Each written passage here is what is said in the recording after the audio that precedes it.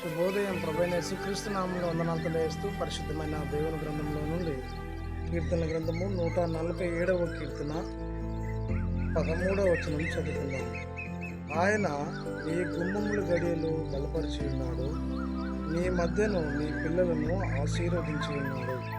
ప్రార్థన చేసుకున్నాం. పరిశుద్ధుల ప్రేమల తండ్రి, వందనాలు స్తోత్రం చెల్లిస్తూ వాక్యం దానిస్తుండగా మీ మాతో ఉంచి నడిపించిన యేసు నామమును ప్రార్థించడుతున్నాము తండ్రి.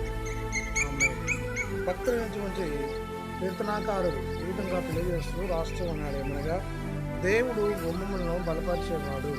విశ్వాస జీవిత యాత్రలో ప్రయాణిస్తున్నటువంటి క్రైస్తవ సహోదరి సహోదరులు బలహీన స్థితిలో ఉన్నప్పుడు బలపరిచే దేవుడు, ఆయన తన బలమును ప్రసాదించి ముందుకు నడిపించే ప్రభువై ఉన్నాడు.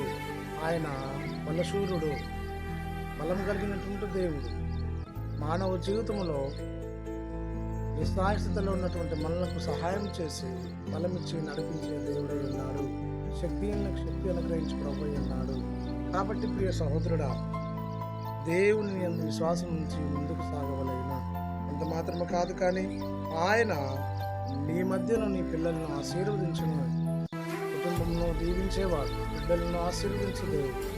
తన యందు భయభక్తులు గలవారిని, పిల్లల్నేమి పెద్దలనేమి దేవుడు దీవించే దేవుడై ఉన్నాడు. కాబట్టి సహోదరి సహోదరుడా, విశ్వాసయాత్రలో ముందుకు సాగుతూ దేవుని బలం పొందుకొని సంఘంలో సమాజంలో వర్ధిల్లినట్లు పరిశుద్ధాత్మ త్రియేక దేవుడు తోడైండి నడిపించిన గాక.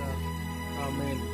మహోన్నతుల స్తుతి స్తోత్రాలు చెల్లించుకుంటూ వాక్యం ధ్యానిస్తుండగా ఈ సమయం మాతో ఉంచిన వందనాలు చెల్లిస్తూ యేసు నామంలో ప్రార్థించి అడుగుచున్నాము తండ్రి.